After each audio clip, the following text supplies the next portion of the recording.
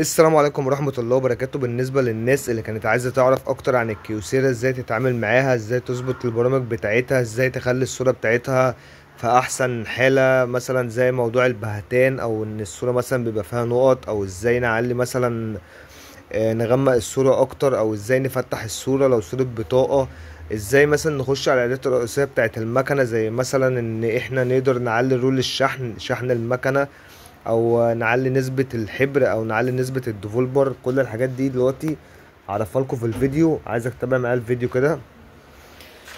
اول حاجة طبعا بسم الله الرحمن الرحيم، هنصلي على النبي ونعمل لايك للفيديو واشتراك في القناة. ده السيستم سيتنج، الاعدادات كلها بتاعت المكنة. عندك دلوقتي الاعدادات الرئيسية بقى اللي المفروض انت تشتغل عليها. الدرام ريفريش، درام ريفريش ده من اهم الحاجات اللي انت لازم تبقى بتعملها. مثلا لما بتاخد اجازة مثلا، او المكنة بتفضل عطلانة كذا يوم، تيجي تصور اول ورق بيبقى معاك بهتان او الكلام مش واضح، فلازم اول ما ترجع مثلا من اجازتك بتعمل ريفريش دروم.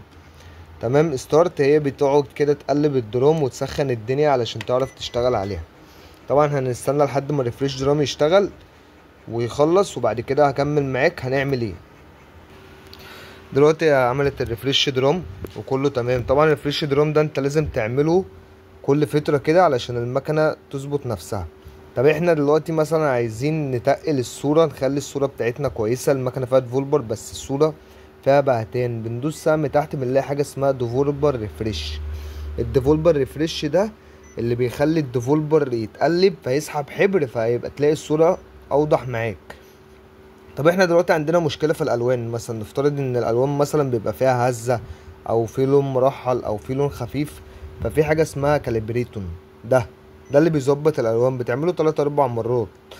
ستارت بتعمله 3 4 مرات، ده اللي بيظبط لك ايه الالوان. طب انا دلوقتي عايز مثلا اظبط ان المكنة بتاعتي تبقى الصورة بتاعتها اغمق. يعني مثلا انا لما باجي دلوقتي، نفترضه مثلا لما اجي دلوقتي اصور، فبخش نهوت علشان اتقل الصورة. طب انا مش هفضل بقى، مش عايز كل شوية اخش هنا عشان اتقل الصورة وكده. طب انا اعمل ايه عشان اخلي المكنة اظبطها ان هي تفضل الصورة بتاعتها تقيلة؟ هنخش تاني على السيستم سيتنج. تمام.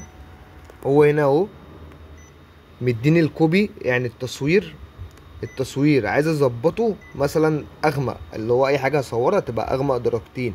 لو دوست اوك يبقى هي خلاص كده بقت مظبوطة. مثلا انا هدوس دلوقتي اوكي، هي مظبوطه دلوقتي ان هي تبقى الكوبي التصوير اعلى درجتين. لو جيت اطلع بره عليها ان هو عادي ممكن اغمق اكتر، المهم ان هي هتفضل هنا على الصفر. بس هي في الاعدادات الرئيسيه اللي هو في السيستم سيتنج هي مظبوطه تبقى يعني اغمق. تمام. فانا هرجع كل حاجه زي ما كانت اهو. تمام. بالنسبه مثلا البرنت والبوكس والحاجات دي والفاكس قصدي، برضو لو حابب بغمق كده الاعدادات الرئيسيه اللي انا ممكن اغمق وافتح منها، ودي من اهم الحاجات. طب ومثلا الكوبي هنا مثلا لو حابب ان انا، يعني خلاص خلينا نطلع من الكوبي دلوقتي عشان اعرفك اساسيات اكتر. يعني عامه ده الكاسيت، عندي مشكله في الكاسيت. مثلا كاسيت 1 عايز اظبط مثلا ان الورق يبقى مثلا نوع مختلف، مثلا غير البلان، مثلا ورق لتر، ورق مثلا كروشيه، ورق اللي هو بيبقى الستيكر، الحاجات ديت بيبقى ظبط الورق من هنا. طيب نخش على ايه تاني؟ والبرنت طبعا كل ده معروف، بلاك اند وايت لو عايز تطبع. يعني لما تيجي تدي اوردر برنت مثلا، عايزها بلاك اند وايت ولا عايزها كولر. فاحنا هنا بنظبط برضو شوية حاجات. نرجع برضو عشان نبص ايه على الحاجات الرئيسية بتاعتنا. بالنسبة للنتورك برضو بأي حاجة بتظبطها من هنا. طب هو بيديك يوزر، بيقولك انا عايز اليوزر عشان ادخلك ان انت تظبط النتورك او تحط الاي بيات بتاعتك او الكلام ده. طب انا اعرف ازاي اجيب الارقام علشان افتح؟ احنا بنبص على المكنه، هي دلوقتي مثلا 3000 3005. خلاص يبقى هنا 3000، شيل بقى الخمسة خالص، بندوس هنا 3000، وهنا برضو بندوس 3000. انا اسف ثانية،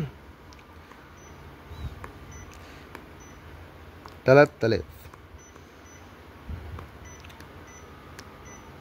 كده دخلتني على اعدادات النتورك. هخش هنا واختار الاي بيهات بتاعتي اي بي 4، وابدا بقى ان انا اعمل دي اوف ودي كمان اوف، وابدا بقى احط الاي بيهات بتاعتي. تمام. طب لو هي المكنه مثلا 4005 او 4500 او 45 4 ايا كان، 54 او 45 او ايا كان، اول رقم بحط جنبه 3 اصفار على طول. تمام. طيب انا دلوقتي عايز اخش على اعدادات المكنه الرئيسيه بقى، اللي هو دلوقتي انا مثلا الشحن عندي عالي زياده عن اللزوم او واطي، او عايز اعرف نسبه الشحن بتاعتي قد ايه او نسبه الديفولبر. بدوس 1087 1087 1087 1087.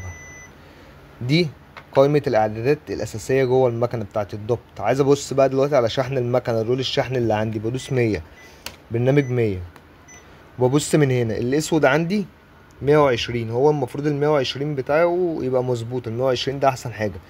طب المية ده كل ما تقلل الرقم ال120 ده الصورة توضح أكتر أو اللون يبان أكتر. طب أنا لو خليت الأصفر 120 يبقى كده الصورة بدأت تبهت معايا سنة.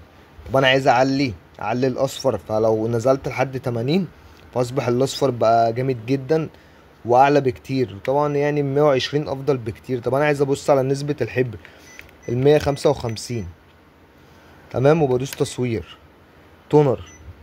هو دلوقتي بيعرفني اهو، بيقول لي مثلا ان ما هو مظبوط على 512. الارقام المتحركة معايا اهي مفروضة على 512، ده الاساس. انا طبعا مقلل الشحن ده على 300 علشان المكنه تحس دايما ان هي فيها حبر، لان انا قلب المكنه ابيض واسود مش قلبها الوان، قلبها ابيض واسود. فانا ظابط الاعدادات دي كلها مانيوال، فاللي هو خلاها حاسه ان هنا في حبر. طول ما لو هي اقل يعني كل ما تبقى ازيد من ال 500 معنى كده ان الحبر خلصان، انما اقل من 500 معنى كده ان المكنه مليانه حبر. فانا مخلي المكنه تحس ان هي مليانه حبر ما عدا الاسود الوحيد. الاسود الوحيد اللي هتلاقيه عندي متحرك 300 وي اهو.